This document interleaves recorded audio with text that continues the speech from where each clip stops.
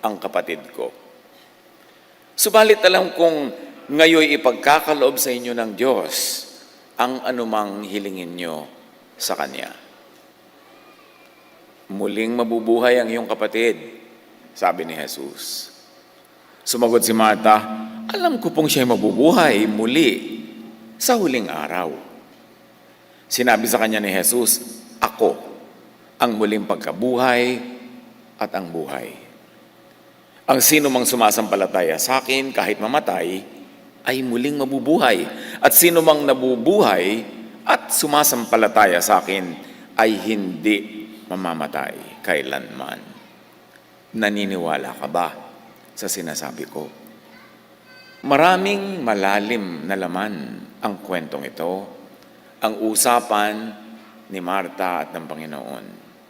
At nanamnamin natin, huhukayin, aarukin ang mga lalim ng kahulugan ng mga salitang ito. Believe and live. Manalig at magkaroon ng buhay na walang hanggan. Salamat, Panginoon, sa buhay na walang hanggan at salamat sa pananalig na maging ito ay kayo ang nakakaloob sa amin. Turuan niyo kami na lalo pang maunawa ang namagitang usapan sa Panginoon ng Jesus at kay Marta. At ito mabigyan namin ng paglalapat sa aming pang-araw-araw na buhay, lalong-lalo sa pananaw namin tungkol sa kamatayan at sa buhay na walang hanggan. Kayo po ang mangusap, ang magturo. Paliwanagan niyo po kami. Tapunan niyo ng liwanag ang aming isip nang maunawa namin ang hiwaga ng inyong salita. Papasalamat po kami, Ama, sa ngalan ng iyong anak na si Jesus. John 11:21, at ating isa-isahin, sinabi ni Martha, Panginoon, kung narito po kayo, hindi sana namatay ang kapatid ko. Kasi nabalitaan na ni Jesus na nag-aagaw buhay na si Lazarus several days before he actually died. Pero nung pumunta ang Panginoon sa village, sa barangay na magkakapatid na itong Lazarus, Martha, and Mary, ay nailibing na ng ilang araw. Patay na ng ilang araw at nailibing na si Lazarus. But Jesus is life.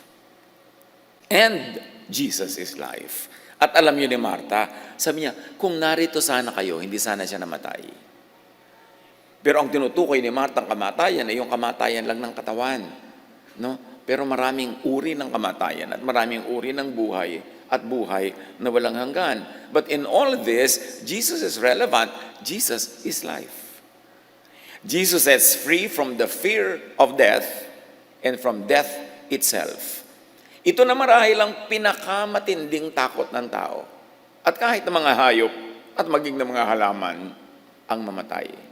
Kaya lahat gumagawa ng paraan para iwasan ang kamatayan at maraming kung ano-anong ritual, mga paniniwala, mga hokus-pokus na ginagawa ang tao para lang maibsan ang takot sa kamatayan, para lang ma-assure na magkakaroon sila ng buhay na walang hanggan. At sa usapang ito ni Martha at ni Jesus ay marami tayong mapupulot na aral. Hebrews 2:15, referring to Jesus, that He might free those who all of their lives were held in slavery by their fear of death.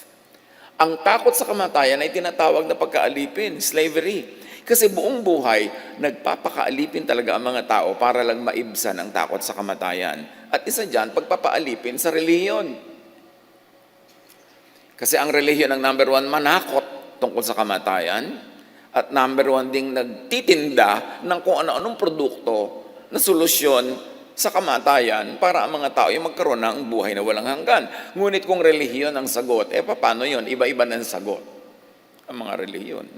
Iba-iba ng formula, iba-iba ng mga itinitindang doktrina. Alin doon, hindi naman kung may pinanganak ka sa isang religion, yun ang paniniwalaan mong tama kasi lang naipanganak ka doon. Paano yung naipanganak sa ibang religions? Kaya dapat suriin. Kaya ang tawag ni Jesus sa takot sa kamatayan ay pagpapaalipin. So, sino man kasi na nag-aalok sa iyo ng kaligtasan mula sa kamatayan, ay siyempre may produktong ititinda at bili ka ng bili nun habang buhay. Kaya slavery yung fear. People fear death. because they do not know enough about eternal life. At sinabi sa scripture, my people are destroyed for lack of knowledge. Ang takot ay nagmumula lang sa ignorance. Ano mang bagay na hindi mo alam, kinakatakutan mo. Ano mang bagay na hindi mo naintindihan, kinakatakutan mo.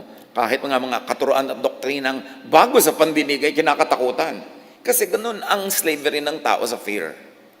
So, fear of death enslaves.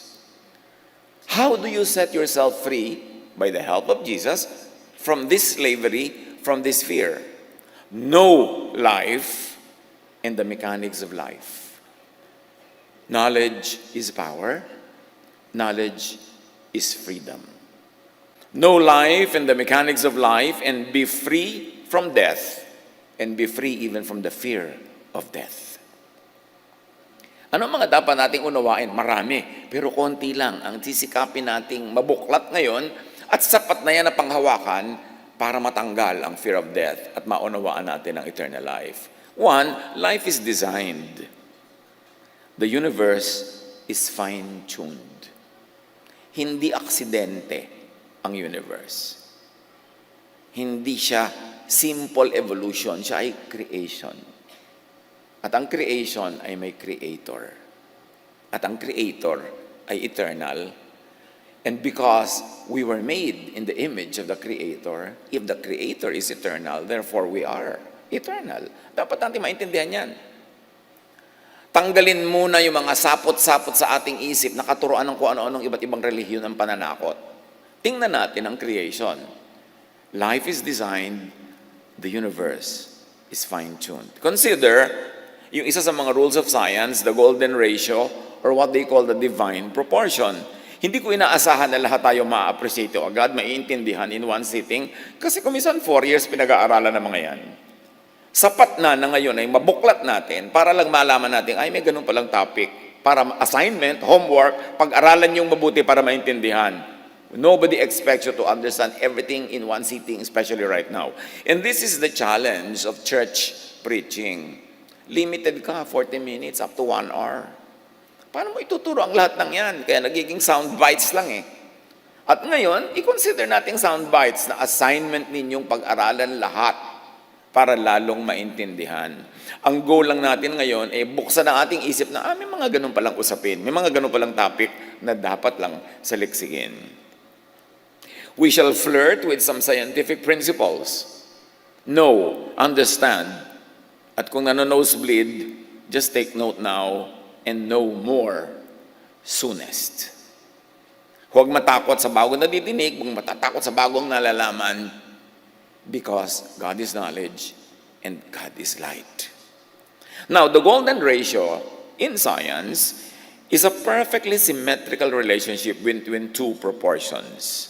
Mathematically, this ratio is closely related to the so-called Fibonacci sequence, where each term is the sum of the previous two. For instance, 1, you start with 1. 1 plus 0, kasi 0 yung kakambal niya sa una, 1 din. Now, ang kasunod ng 1 ay 2. So, 1 plus 2 equals 3. Tingnan nyo yung sequence. Now, 3 plus 2, yung sinundan niya, equals 5. 5 plus 3, yung sinundan, magiging 8. And so on, hanggang maging 13, hanggang maging 21. This law is embedded in nature. Hindi pwedeng aksidente kasi design. Tingnan natin yung sinasabi ng ating video sa Fibonacci sequence. Nakita na natin yan. Tingnan nyo uli, i-research nyo uli, paulit-ulit. Kasi that sequence repeats. Now, this pattern shows even in great works of art. Ano ba yung tinatawag na maganda? Lumalabas din yung sequence na yan kahit sa shell, kahit sa Milky Way, kahit sa mga halaman, sa fern na bumubuka, kahit sa storm na nabubuo pa lamang, kahit sa sunflower. Pag tinignan nyo, tinitigan, lumalabas yung Fibonacci sequence. At yung Mona Lisa, maganda kasi sumusunod pa rin yan doon sa pattern na yon. Maging ang Greek classical architecture. Maging lahat ng tinatawag nating maganda. Yung pinayagan ng humanity na ma-establish na maganda. Pati yung painting ni Da Vinci na creation of Adam, sumusunod sa ganun sequence. Kaya, alam mo man o hindi yung sequence na yun, something inside you tells you, maganda ang art na to. At may nagsasabi naman sa'yo, ay, hindi ito maganda. Bakit tabi-tabingi? Bakit parang magulo? Parang walang kwenta. Kasi nandun yun, embedded sa nature. Pagka tinignan pa natin at kinonsider, halimbawa yung fractal geometry, spell fractal geometry, sometimes called Mandelbrot equation. Now, a fractal is a shape that shows self-similarity. Yan, papasok ang microscope sa tinitingnang parts ng isang living thing. Yung pattern, ulit ng ulit, habang makakarating ang microscope mo sa mas maliit na mga bagay, makikita mong paulit-ulit yung pattern. Every part of the structure is the same as the whole. Maging sa mga shell uli, maging sa sunflower, maging mga sanga ng puno at yung mga veins ng mga dahon at maging mga sanga-sanga ng mga ugat at kung ano-anong bahagi ng ating baga, nandun lahat ang sequence na yan.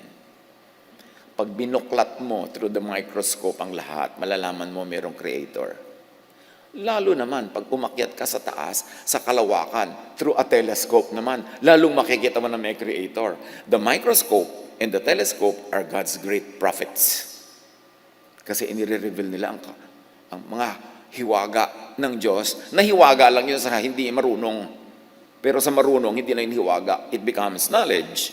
Now, the golden ratio and fractal geometry appears all over nature. Nature follows these patterns. So, anong ibig sabihin, mga kapatid? Merong natural law. Law that applies to all. Ano man ang relihiyon mo, the law of gravity will apply to you.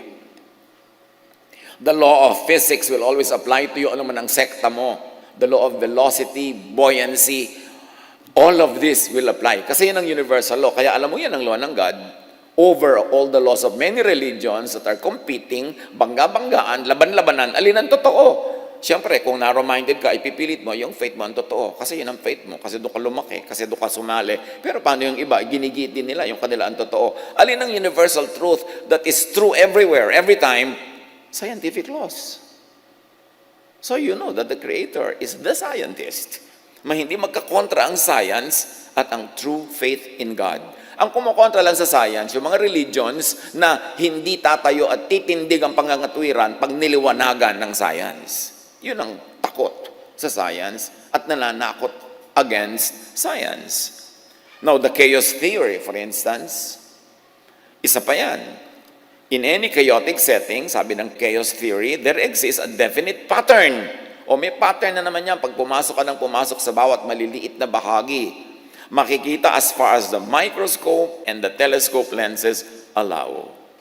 Technology, science could really be God's last prophet na nagpapakilala talaga sa Diyos in very clear, repeatable terms. There is still order hidden inside what we perceive as chaos. True chaos does not exist. Why? Because God is God of order. How about the Mandelbrot set called the thumbprint of God? Now, the Mandelbrot set is a fractal. No matter how far observers zoom into it, they will find intricate patterns that are similar to the whole thing. But these are only similar and not the same. There's actually infinite variety. It never repeats itself. You know why? Because God is God of variety. Consider the DNA. The DNA or DNAs are codes, and coding requires intelligence. Bawat living thing may DNA. Kahit nga yung mga katanda-tanda ang kalansay ng mga pharaoh sa Egypt, naaaral nila ngayon yung DNA. Na-establish nila kung magkakamag-anak nga ba talaga ito o hindi. Kaya nga ngayon, pag gusto mong i-prove ang paternity ng isang bata, nagdi-DNA test. Kasi encoded sa kalit-liit ang himaymay ng ating pagkatao, kung ano tayo, at sino ang ating mga kamag-anak. DNA codes in our cells are very similar to intricate computer programs. At naiintindihan natin ito only lately, kasi lately lang nagka-computer.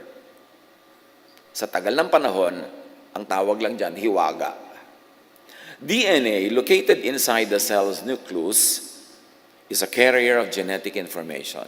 Sa kaprasong DNA na yan, nakakode na lahat. Blueprint yan, ang design and instruction to make proteins, molecules, and body parts like legs, eyes, hearts.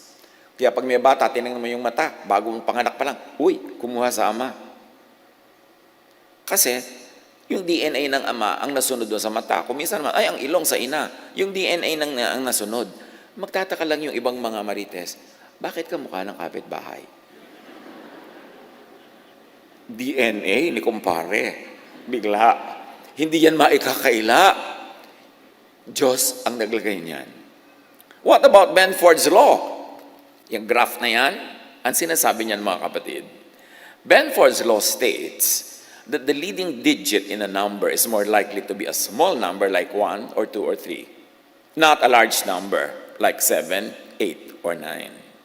It also states that 1, or the number 1, is the most likely leading digit to occur by far. And this will apply to any random set of data. Anong application nito mga kapatid? Halimbawa, nagre-report kayo ng sales nyo sa BIR. Tapos iniimbento nyo lang yung mga resibo. Gawa lang kayo ng gawa. Gawa lang kayo ng gawa. Ito yung sale. O kaya ang mga tindera nyo, nagre-report ng benta nila sa inyo. Ito yung benta, benta, benta. Gumagawa pa ng mga resibo. Pag nag-Benford Law kayo, mabibisto nyo. Kasi, kahit magtambak ka ng libu-libong number dyan, lagi ang pinakamarami dyan, nagsisimula sa 1. Tapos 2, tapos 3, papakonti ng papakonti hanggang 9. Hindi ko kayo tinuturo ang mandaya. Pero reliable ang Benford Law to detect fraud in reporting numbers. This is used in Canada. Malalaman, kahit tax declaration mo, nandadaya ka sa mga number mo, kahit yung mga liquidation mo, mga lalabas, kasi God is the master mathematician. At may law ang numbers. Hindi pwedeng dayain. Yan ang alam ng mga engineer. Kaya alam mo yung load ng bridge o 10 tons o ganyan. Kasi may computation kung gaano karaming semento at bato at bakal ang dapat mong ilagay para makatawid dyan ang 10-ton truck. May law ang lahat. Bakit umaakyat ang aeroplano? You know, the science of the aerodynamics. Bakit na nahuhulog ang mga dapat mahulog? Because of the law of gravity. Bakit nakakaland ng aeroplano? Computed lahat. Bakit sasakay ka sa aeroplano ng gabing-gabi, maglalakbay kayo ng ilang oras sa buong kagabihan, tapos maglalanding siya exactly sa airport na plano, hindi sa ibang airport. Sumusunod lang yan sa laws of physics, sa laws of geometry. Hindi yun pwedeng palitan. Bakit? Kasi ginawa yun ng Diyos. Bakit ang mga doktor sinabi, itong gamot, inumin mo, after 5 days, may talab na yan. Kasi na-observe na nila. Yun ang science. Na-observe mo kung ano lang yung nando na nakatotohanan. Kaya gumagaling ka. Kaya ka na-o-opera. Kung ano nung ginagawa. Dahil may law ang lahat. Marami pang ibang natural laws. Laws of chemistry, of physics, laws of the sciences, and the laws of the applied sciences like medicine, therapy, engineering. Yan, ina-apply nila to practical terms, those theories that are already proven to work. What then can be concluded? Bakit tayo nagsascience here? Merong design.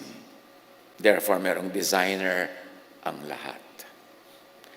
May intelligent, and more than that, loving plan ang designer.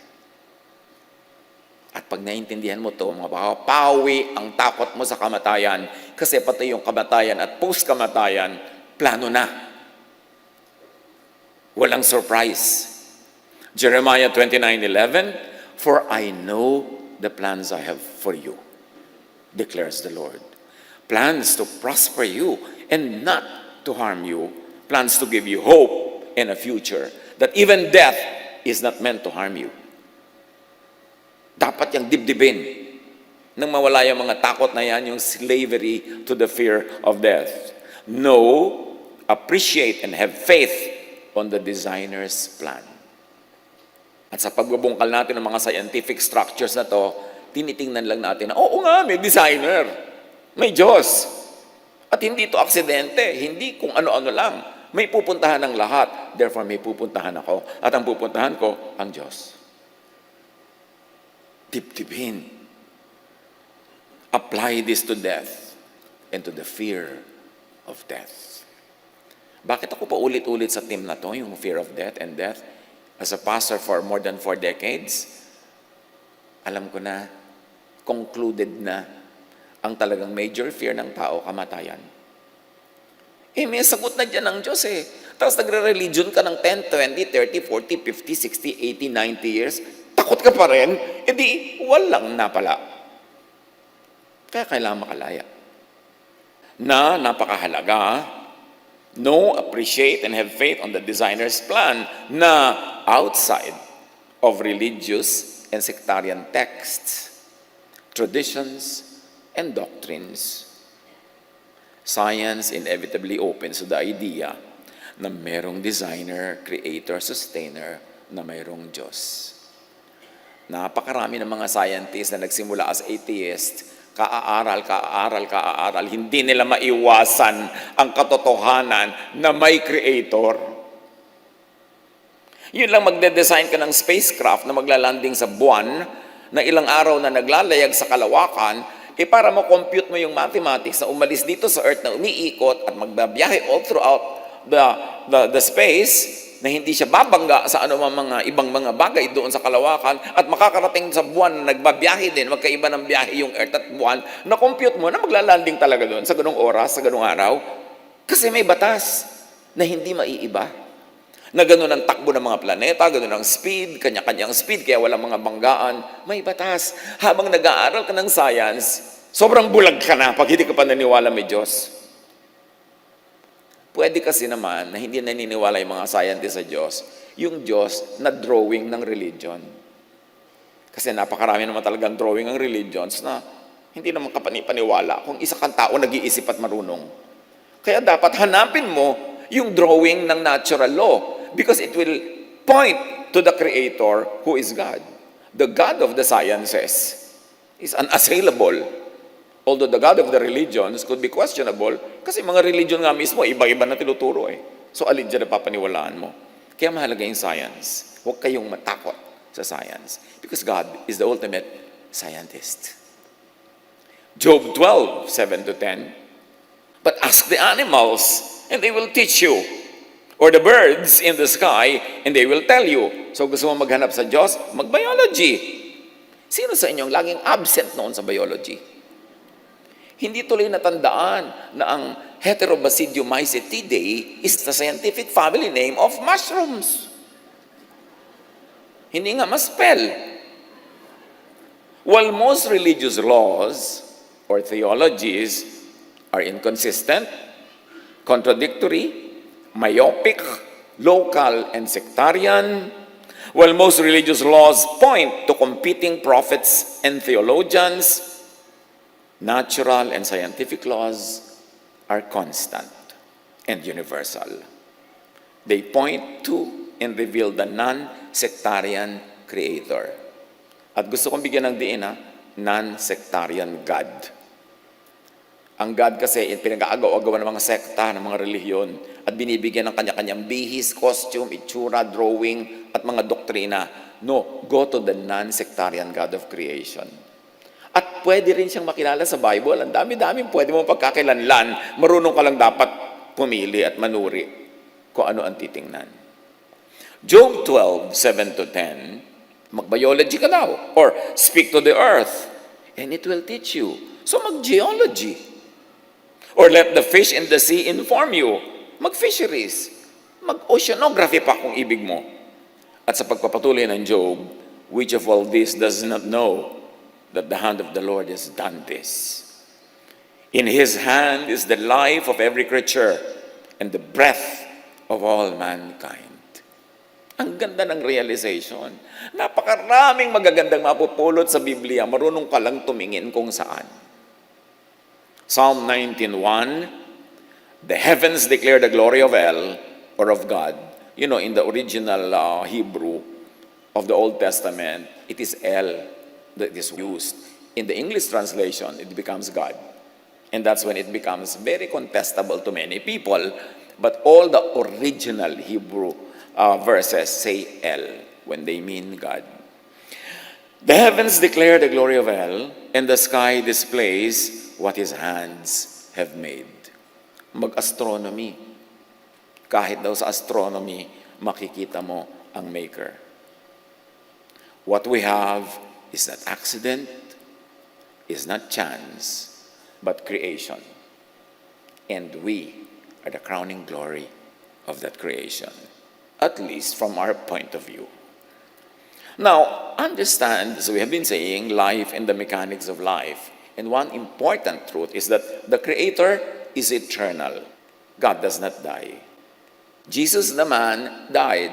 But remember, Jesus is the divine that was made into flesh. And that flesh was a thing that died, not the spirit of Jesus that is eternal.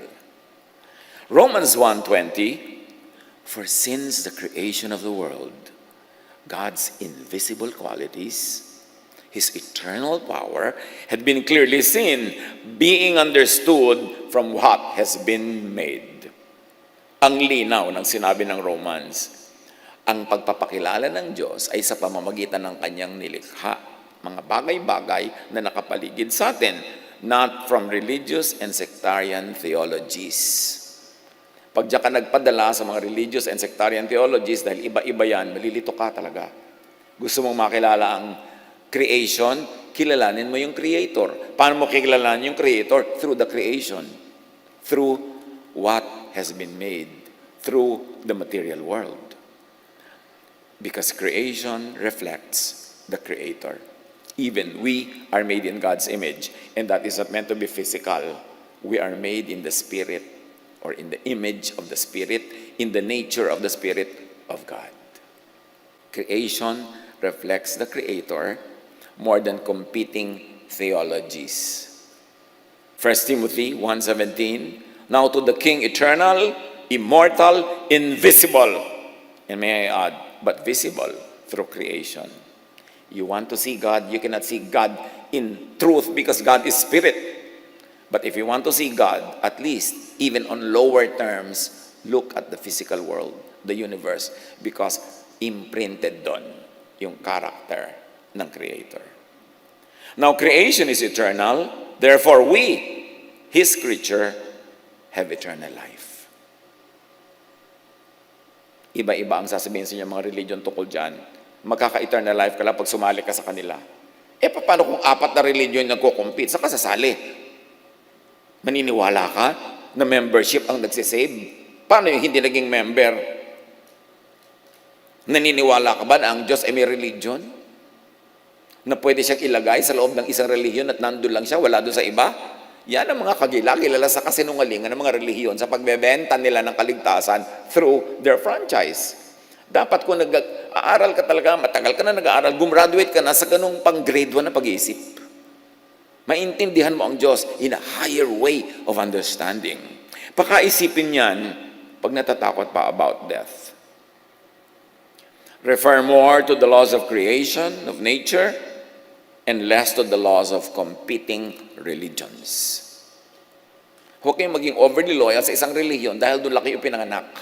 Paano kayo pinanganak sa ibang bansa? Di doon naman kayo magiging loyal. Dapat mag-isip. John 11, sa pagpapatuloy ng kwento, siya nga pala ang usapan natin ay si Jesus at si Marta. Subalit alam kong kahit ngayon ipagkakaloob sa inyo ng Diyos ang anumang hingin nyo sa Kanya. Sabi ni Marta, kung sana nandito lang kayo, hindi namatay ang kapatid ko pero kahit patay na siya, naniniwala ako, kaya nyo buhayin. Kasi anuman ang hingin nyo sa Diyos sa langit, yun ang magyayari sa lupa. So please naman, buhayin nyo naman aking kapatid. Jesus is the way of life, the way to life, and life.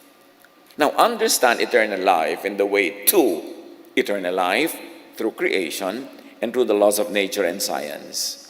At tumanda kayong magdugo ang tenga nyo, kauulit-ulit ko sa ibang terminology. Kasi repetition clarifies. Kung naintindihan nyo na sa unang sabi, huwag nyo nang pansinin yung kauulit. Kasi merong mga sa ikapitong sabi pa maintindihan So kailangan ulit-ulitin natin para sa kabutihan ng lahat. Now understand eternal life and the way to eternal life through creation, more than through iba-iba at kontra-kontrang religious teachings, at matatakot ka lang pag doon ka nakinig. Now, remember we said God created a fine-tuned universe? Planado ang lahat. Walang tsamba-tsamba. Meanwhile, beneath, above, and beyond the visible, all creation is energy, frequency, and vibration. Konting basic sciences lang will tell you everything vibrates. Kahit yung hindi gumagalaw na isang bagay na hawak nyo, nagbabibrate yan in microscopic levels. Yung lampas, higit sa nakikita ng mata, ang lahat ay vibration, energy, frequency. Kaya nga ang radyo, frequency eh.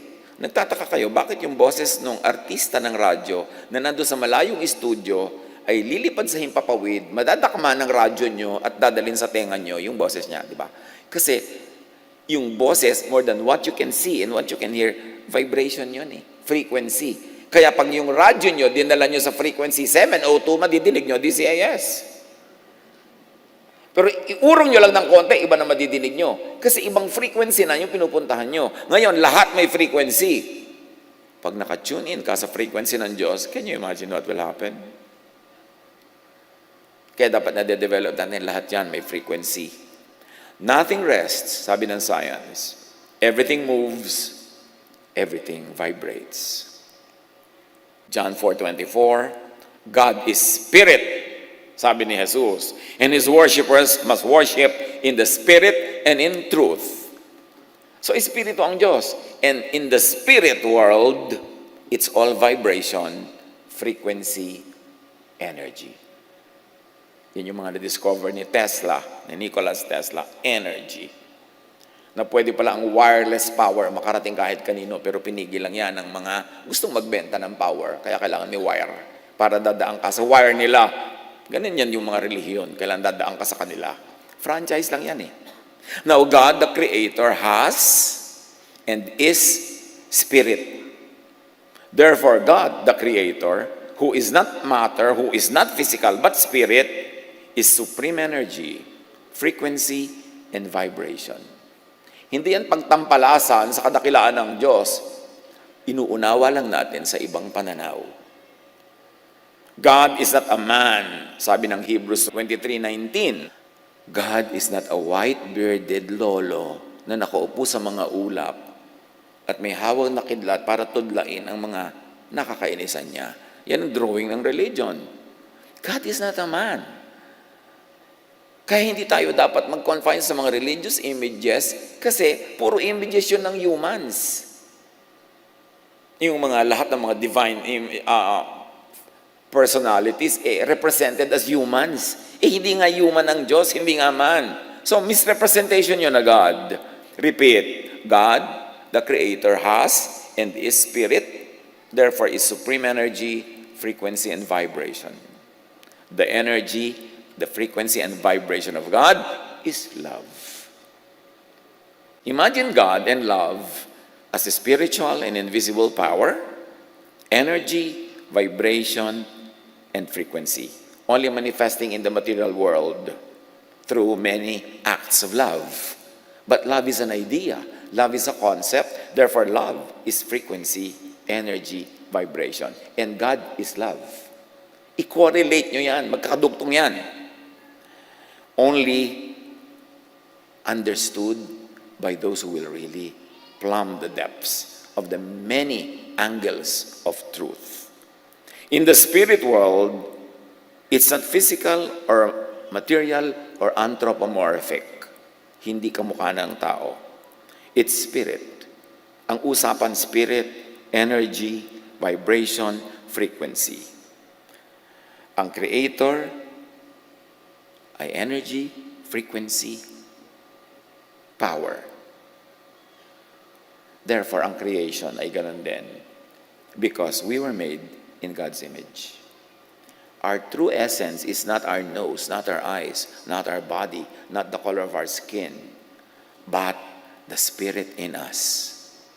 And that Spirit is frequency, energy, vibration.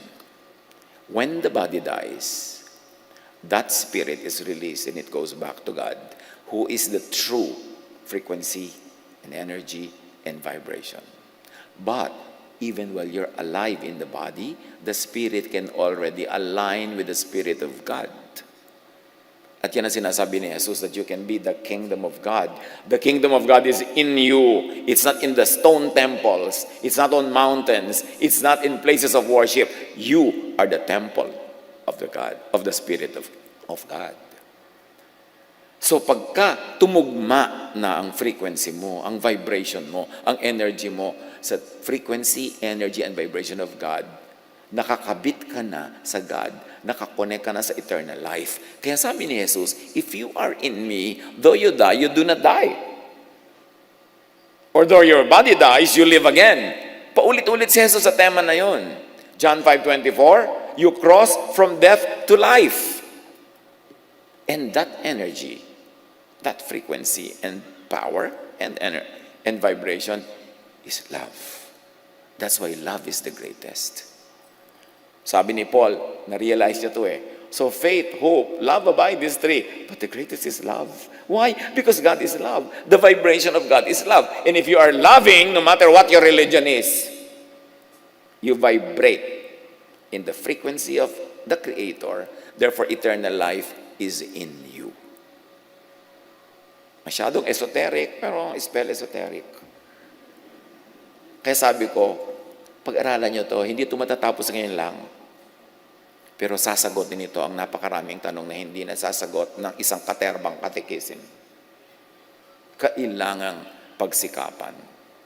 Colossians 3:13-14, love binds all together in perfect unity. At sabi pa, in Him, all things are held together. So si Jesus, yung power na yun that holds everything together. And Jesus is called light, the light of the world. And go to science, because all scientific facts will tell you that if there's one thing that really holds life together, it is light. Even sa biology, kailangan mo ang light. Kaya kahit sa Genesis, sinabi, let there be light. Light muna ang simula para magkaroon ng life. And Jesus is that light of the divine that has come to the world. And the message, the vibration of that light is love. Kaya sabi ni Jesus, love. Love God. Love your fellow men, and you will have eternal life. Jesus could be understood in scientific terms if you would think of light and Jesus as light. Now, going back to the life and mechanics of life, as we have already said, God, the Creator, is love. As God is eternal, love is eternal. Marami ng mga young people, sabi nila, kinonfess later, nagdudugo na daw yung tenga nila sa katuturo ko ng love at Jesusness. But, one day, isang araw, ping! Biglang bumukas yung naintindihan nila. Gusto daw akong puntahan at pagyayakapin at pasalamatan. Ay, salamat. Ito pala yung tinutukoy nyo. Hindi lang namin maintindihan nung kaya nagsasawa na kami. Kaya yung mga iba darating, anong teaching ngayon? Baka Jesus na naman, ha? Habang hindi nyo pa naiintindihan niya talaga, maiinis lang kayo, baka uulit. Pero ulit-ulitin nyo, dadating isang araw na, ting! Yung pala, Eureka! Yung pala yung katotohanan. Natanggal yung mga takip sa mata parang kay Paul para makakita. John 14:21, sabi ni Jesus, whoever has my commands. And what is the command of Jesus? Isa lang, to love. Whoever has my commands to love and keeps them is the one who loves me. The one who loves me will be loved by my Father, and I too will love them and show myself to them. Now we enter another phase of our discussion, the issue of cycles, circles, repetitions. Sabi ni Jesus, kung sino ang sumusunod sa akin at umiibig, ay iibigin ko. So ikaw at si Jesus. Sabi niya, kung sino man ang iniibig ko, iibigin ng Ama. Therefore, iibigin ka rin ng Ama. At dahil iniibig mo si Jesus, iniibig ka ni Jesus ang Ama, Iniibig ng Ama si Jesus at iniibig ni Jesus ang Ama. Therefore, iibigin ka rin ng Ama. Makikipag-ibigan ka sa Ama at kay Jesus. Ikot ng ikot yung cycle. Because true eternity is a circle. That's why God is called Alpha and Omega, the beginning and the end. Because only in the circle is the beginning, also the end. And therefore, there is no end because it becomes another beginning, kaya eternal. And that's when you know sacred art. In any religion, ang sacred art features a lot of circles. Paikot-ikot, paikot-ikot, paikot-ikot, because the divine does not end. And it shows even in art. So, the circle is a very important shape that expresses the eternity of the divine. Now, love, like energy, is cyclical, therefore, eternal. Kung merong cyclical, eternal yon. At kung merong eternal, cyclical yon. Tulad ng water cycle. Did you know na mula nung nilikha ang buong universe, not one drop of water is lost or gained? Because everything recycles. Yung ininom yung tubig kaninang umaga, pinaghugasan ang paa ni Cleopatra. 2,000 years ago. Paulit-ulit lang. Kasi nire-recycle. That's why recycling is a very advanced attitude. Yung nire-recycle mo yung supot, nire-recycle mo yung mga lalagyan para bumalik siya sa pagiging useful at huwag siyang maging basura. Now, John 11, balik kay Martha at Jesus, sabi ni Martha, kung sana lang nandito kayo, hindi mamamatay ang kapatid ko eh. Sabi ni Jesus sa verse 23, muling mabubuhay ang iyong kapatid. Sabi ni Jesus. At bakit? Bakit siya muling mabubuhay? Kasi love ko siya. At love niya ako. At dahil ang vibration ng divine ay love, when you love, and when I love you, the vibration of life is in you, you never die. Only the body dies, but it actually doesn't die. The body only recycles. Lahat ng kinain yung calcium, phosphorus, at kung ano-ano pa, babalik lang yan sa lupa para maging vitamina na naman at magiging papaya. May kakain na naman ng papaya, mapapasok sa katawan ng tao at pag namatay siya, babalik sa lupa. Lahat pabalik-balik. Kaya yung kinain nyo kaninang umaga, hulaan nyo kung ano yun. Sa kanyang previous cycle. Pabalik-balik lang. We participate in the circle of life. At bakit mabubuhay si Lazarus? Because he is in me, kung sasabihin ni Jesus. And I am in him. And because I do not die, whoever is in me will never die. At sino man ang aking pamugaran, tirhan, at makipag-isa ako sa kanya, hindi rin siya mamamatay. Masasama siya sa buhay, hindi niya ako madadala sa kamatayan. Pero sabi niya kay Martha, but if you want earthly life again, now, sige pues, buhayin natin kung ililigayan niyo. So binuhay ngayon itong si Lazarus. Maraming mga Christians, Bible-based Christians, ayaw magpa-cremate o galit sa cremation.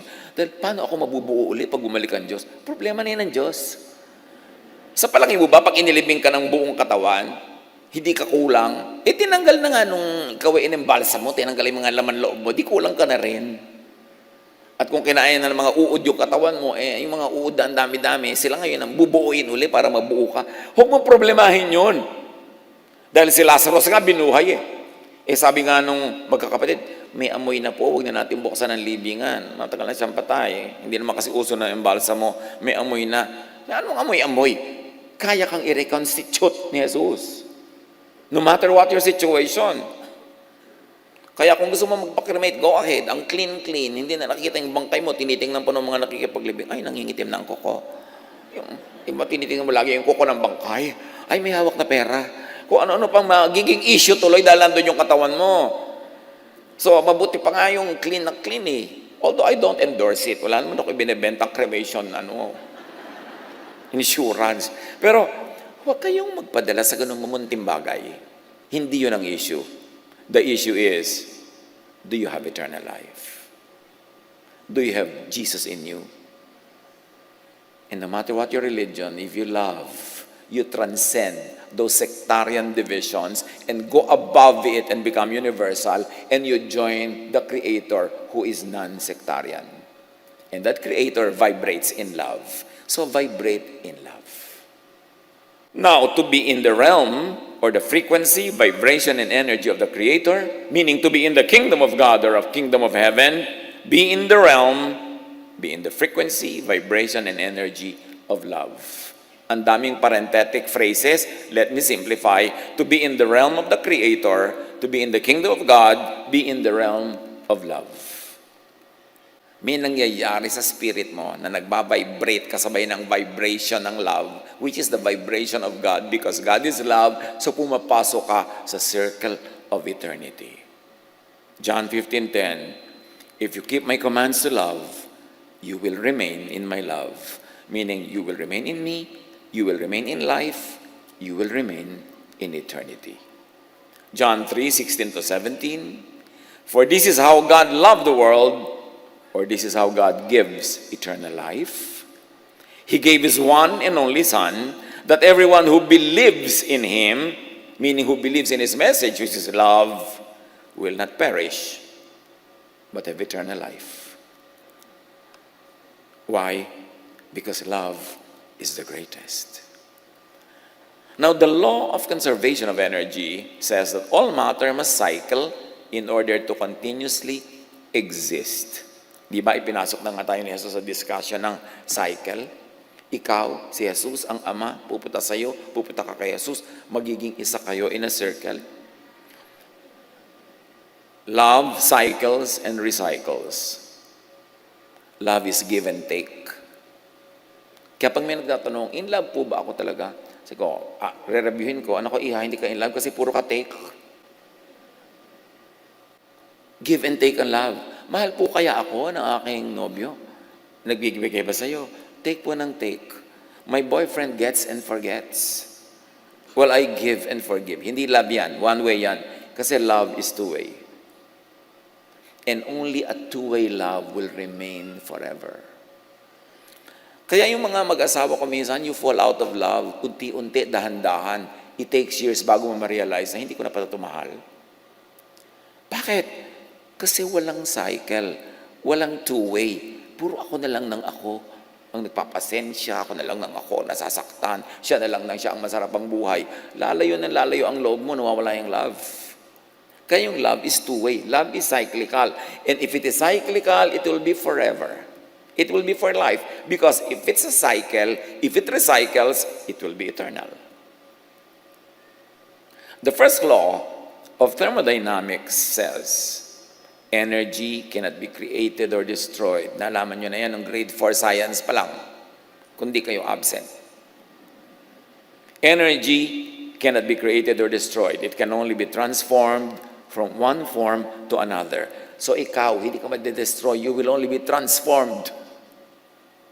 You will return to God in another format.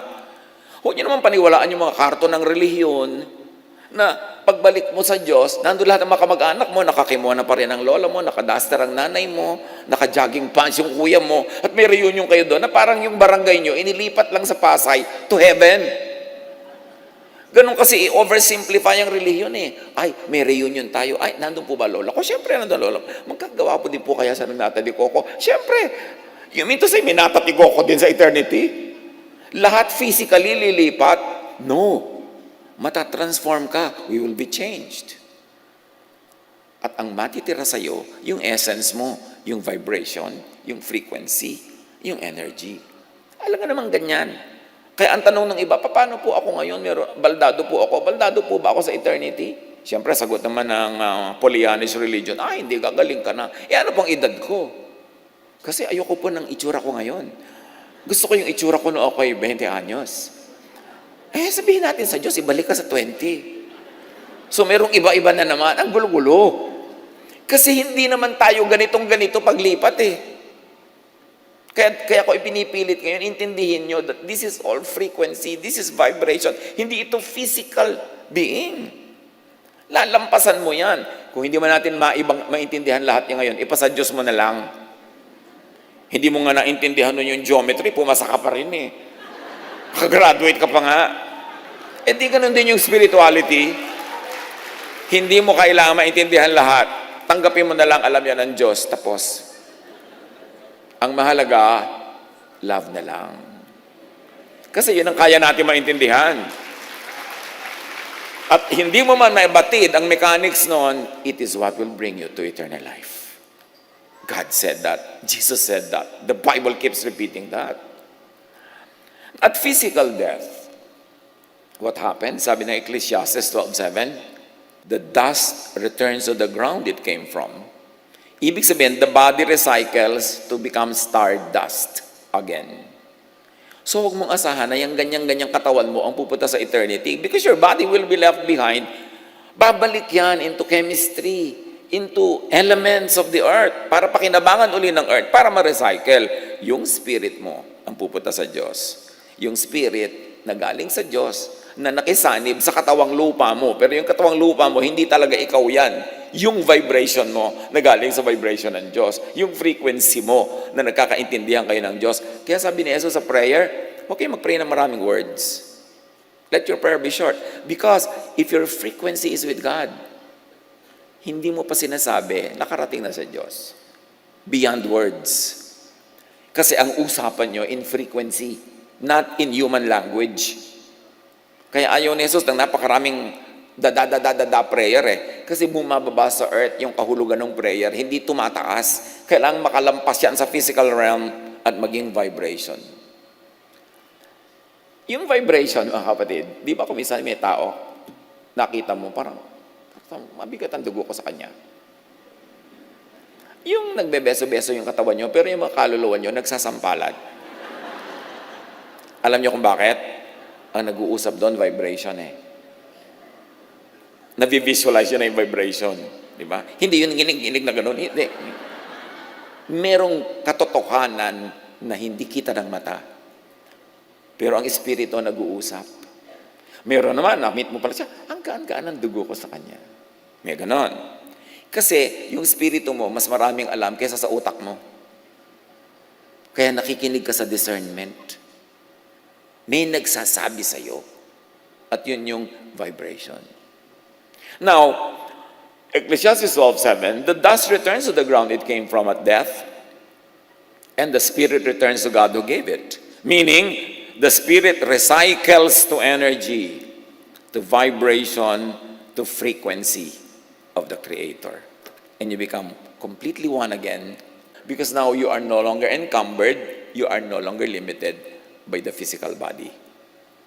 That's why death is freedom. Kaya huwag matakot. Sa kabila nung pinto ng kamatayan nun, nandun pa rin ang Diyos. Mas maningning, mas mauunawaan. Believers in Jesus and Jesus-ness vibrate in the frequency of eternal love. Enter the sphere of the divine eternal energy.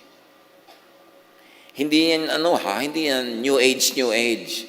Yan ay karunungan na itinuturo sa atin ng science.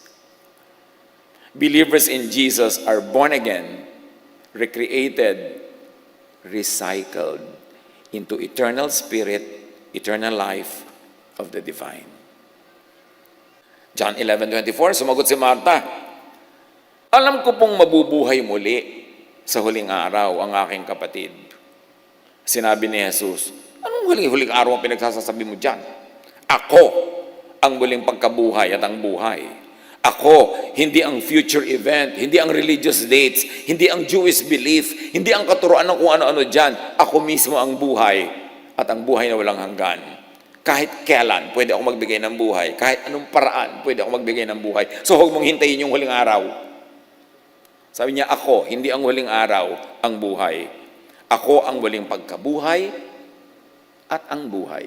Yung muling pagkabuhay sa namatay na yung katawan. Yung buhay sa hindi pa namamatay ang katawan. Parehong operational ang power ni Jesus. Jesus is God's love incarnated.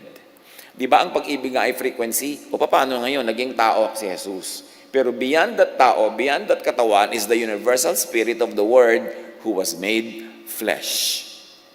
John 5:24, whoever hears my word and believes him who sent me has eternal life. Walang binanggit ditong religion, Walang binanggit na sekta. Walang binanggit na ritual. Ang sabi lang ni Jesus, ang nakikinig sa aking salita at katuruan ng pag-ibig at nananalig dito, meron ng buhay na walang hanggan. Hindi na niya kailangan hintay mamatay ang katawan niya. Nagsimula na ang buhay niya walang hanggan. Lilipat na lang yon, oras na namatay yung katawan. Love, not religious identity, is the distinction of those who are truly in God, of those who have eternal life. Gusto mong tanungin, ligtas na po ba talaga ako? Ligtas na kaya siya? Itanong mo, loving ba? Because love is the distinctive. Not religious identity, not ritual, not anything. Love. 1 John 4:8, whoever does not love does not know God, because God is love. Di ba ang daming relihiyoso, hindi naman loving? So alam mo na, kailangan itong matuto, kailangan itong maturuan. Hindi binabaliwala si Jesus ng mga pag-aaral na ito at pag-unawang ito. Jesus is in the center of all this because Jesus was sent to tell us that the way to God is love. Hindi siya nababaliwala. Central siya. Proverbs 12:28, in the way of righteousness, and to Jesus, righteousness is love. In the way of righteousness, there is life. Along that path is immortality. Tandaan niyo itong Proverbs 12:28. You want to be immortal? Be righteous. Be loving.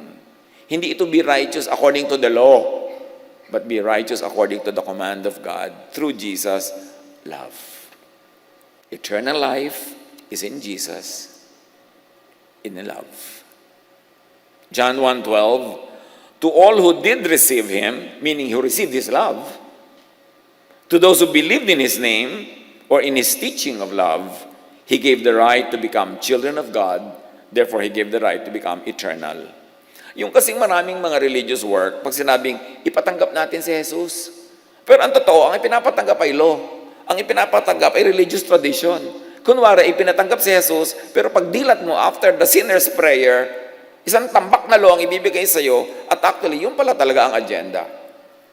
Pero ang ipinapatanggap mo, pag pinapatanggap mo si Jesus, ay yung katuroan ni Jesus, and that is, receive God's love, it is grace, it has no payment because love nga yan. So tanggapin mo na lang at umibig ka sa kapwa kung paano ka iniibig ng Diyos. Yun ang eternal life. Yun ang turo ni Jesus. Jesus is central to this teaching. Luke 10:25-37. Ang ganda nitong usapan na to. May nagtanong kay Jesus, what must I do to inherit eternal life? It's probably one of the most important questions you could ask in your life. Sabi ni Jesus, what is written in the law? Mukhang akala mo law pala. Jesus replied, how do you read it? He answered, yung nagtatanong, love the Lord your God and love your neighbor as yourself. Observe that this is a non-religious, a non-sectarian way to inherit eternal life. You have answered correctly, Jesus said. Do this, love, and you will live. Hindi sinabing, join this religion, do this ritual. Sabi niya, paano po ba ako magkakaroon ng buhay na walang hanggan? Sabi ni Jesus, ano bang basa mo sa law? Anong interpretation mo dyan? Anong tingin mo? Mahalin po ang Diyos at ang kapwa. Yes! Tama ka! Gawin mo yan at magkakaroon ka ng buhay na walang hanggan. This is Jesus, the non-sectarian Son of the non-sectarian God. Binibigyan niya ng halaga yung vibration mo to vibrate in the frequency of love. To inherit eternal life, love God the Most High and love your neighbor. Why love your neighbor? Because God loves that neighbor of yours. How can you say you love God and hate your neighbor? Love din ng God yung neighbor na yon. Non-religious, non-sectarian. Here, Jesus sets free from religious brands and branding. Another mechanics of life na dapat ma-appreciate is recycling in spiritual terms, religious terms. Being born again is the way to, the way of eternity, the way of the kingdom of God. Get into stay in the cycle of love, of energy, of life. Nawa kauulit natin ang word na life na yan and love, lalong lumalim ng lumalim. Huwag niyong bilangin, ika-37 ulit na yung word na love. Kailangan patalabin. 1 John 4:12, no one has ever seen God. No one has ever seen God. But if we love one another, God lives in us, and His love is made complete in us. Therefore, you want to see God? Love one another, because the act of loving one another makes God visible through our visible works of love. Doon siya nagiging totoo in the physical world. The unseen God is seen in love when people love one another. The essential God becomes material and physical through love. John 17:26, I have made you known to them, sabi ni Jesus sa Ama, in order that the love you have for me may be in them, and that I myself may be in them. See the cycle? And you would be in them, and they in you, and you are eternal. I am eternal, therefore they will be eternal too. We will be in the circle of eternity. John 11:25, pabalik kay Martha na naman. Sabi ni Jesus, ang sino mang sumasampalataya sa akin, kahit mamatay, ay muling mabubuhay. Now, how to enter and be recycled to eternity? Believe in Jesus, the incarnated, branded Word. Si Jesus kasi, yun yung branded Jesusness. Kasi bago siya naging Jesus, nandun na yung Jesusness. Kaya lang, hindi pa nagiging tao, so hindi pa nagiging Jesus. That's why we always emphasize the word Jesusness, because outside of the physical human Jesus is the idea of Jesusness. And you may be in Jesus the person or in Jesusness the idea, pareho lang yun. Kaya hindi siya branded, hindi siya franchised, mas universal. Believe in Jesusness, the essence, the spirit of the pre- and post-incarnated and branded Word that had become Jesus. Pag-aralan nyo to. Pwede nyo namang i-click sa camera yung sinasabi dyan, and then pag-aralan nyo, balik-balikan nyo. Bawat paragraph ng dinidiscuss natin ngayon is worth 2 years of study. So by now, meron na kayong 40 years sa pag-aaral, dapat kasunod nito. Kasi matagal yan bago maintindihan. Hindi bigla-bigla. Kung naintindihan agad, you're so gifted, thank God. John 1:12, but to all who believed Him and accepted Him, He gave the right to become children of God, meaning children of eternity. When you believe in Jesus and accept Him, hindi yung formula prayer lang, kailangan naintindihan nyo kung ano tinatanggap tungkol kay Jesus, that God is love, and that it is love that brings us to God. Yun ang dapat tanggapin, hindi kung ano-anong religious laws. And you will be welcome into eternity. Love and believe vibrate in eternity. Let Jesus enter you, join your spirit, receive Jesus in spirit, into your spirit and heart, into your thought and mind, therefore into your vibration. Because thoughts are vibrations. Thoughts are frequencies. Receive the kingdom and the kingship of God in your heart and mind. John 3:36, whoever believes in the Son or in love has eternal life. Now, John 11, back to Martha and Jesus, ang sino mang nabubuhay at sumasampalataya sa akin ay hindi mamamatay kailanman. Kayo ba? Sumasampalataya kay Jesus? Ang hina naman. Therefore, hindi kayo mamamatay kailanman. Sinabi na ang linaw-linaw. Walang namamatay. Nare-recycle lang. Life rewards with eternal life those that give back to life and help sustain life. In other words, those that love. Kanina pa natin pinapaliwanag yung cycle. For anything to be eternal, it must cycle and recycle. So sa buhay, ang magiging eternal, yung nagre-recycle, yung kasama sa cycle. Therefore, hindi lang tumatanggap, nagbibigay din. Kasi ang tunay na cycle, you receive and you give. Then you receive and you give, and you give and receive, it becomes eternal, parang pendulum. Pero kung get ka lang ng get, Huwag mong asahang may eternal life ka. May mangyayari sa'yo, pero hindi ka mamamatay. Iba. Next month na kaya natin pag-usapan yon. Those who love could become like a supernova. Nabanggitan natin yan many months ago. Sa supernova, ibig sabihin lang yung mga bituin na dahil bigay sila ng bigay, sumasabog sila at nagiging maraming bituin din sila. This is a scientific phenomenon. Yan tinatawag na supernova. Another word to study. If an object like a massive star keeps on giving out, it will become a supernova. It will shine most brightly and then explode to spread its matter back to the universe. Yan yung sinasabi ng Ecclesiastes, the spirit returns to God. Pag supernova ka, give ka ng give, love ka ng love, sabi ng Diyos, isali natin siya sa eternity. Kasi ang kasama sa eternity dapat nagre-recycle. Kasama sa cycle of life. Pag take lang ng take, hindi nag-give. Ba't natin isasama yan? E di uubusin niya ang life. Kailangan nag-give. So, sabi ng ganon, magiging supernova ito. Mamatay ka man, dadami ka. Di ba, ganon din tayo, yung mga nagpaaral ka, namatay ka man, marami yung natuto. Nagpakain ka, mamatay ka man, marami yung natuloy ang buhay, nadugtungan ng buhay. So yung bigay ng bigay, yun ang tunay na umiibig. At ang tunay na umiibig, kung hahanap tayo ng comparison sa astronomy, yun yung nagiging supernova, sumasabog, hindi para mawala, kundi para dumami. Those who love could get recycled, recreated, reborn. In other words, it could become born again. Kaya sabi ni Jesus, you must be born again. You want eternity? You must be born again. Kailangang maging supernova ka. Mag-give ka ng give, tapos sasabog ka, at dadami ka.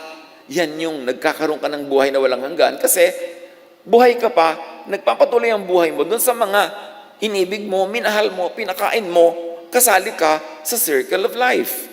John 3:3, Jesus replied, very truly I tell you, no one can see the kingdom of God unless they are born again.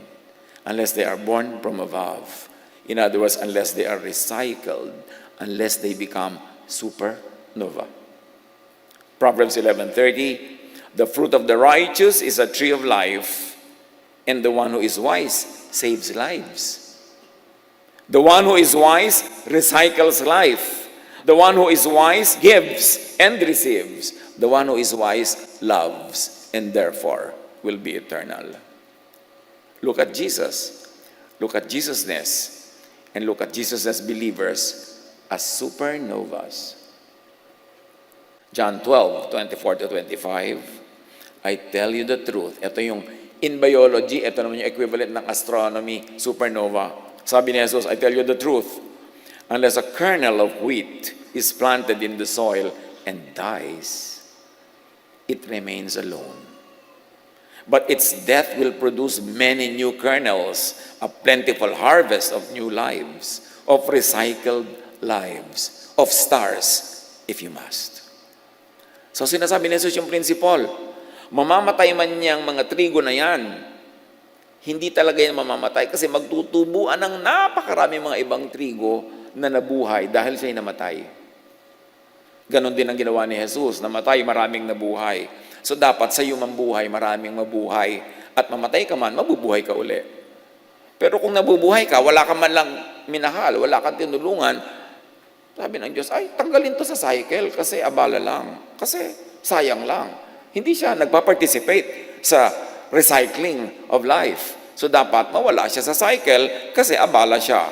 So, ang ibig natin sabihin, meanwhile, those who are not in God, those who are not in Jesus, those who are not in love, meaning those who are not productive, useful, contributing to the creation and to the system, will not be allowed to be eternal.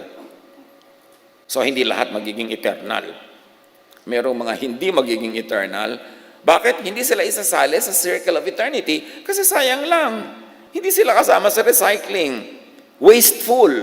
Hindi sila loving. Hindi sila giving. So, anong papakinabangan ng eternal system sa kanila? Dapat silang ma-eliminate. They will be annihilated or destroyed. They will perish. Jesus taught that people who did not believe in Him meaning in love, in giving, would perish. Hindi niya sinabing will be punished forever. Ang sabi ni Jesus, will perish. Ang equivalent nito sa astronomy, black hole. At babalikan natin yung black hole na yan. Kung pwede kang ma-supernova, pwede ka rin ma-black hole. John 3:16, for God so loved the world that He gave His one and only Son, that whoever believes in Him shall not perish, but have eternal life. In scientific equivalent, the unbelieving, the unloving, the selfish could be black holed. Yun yung perish. What is a black hole?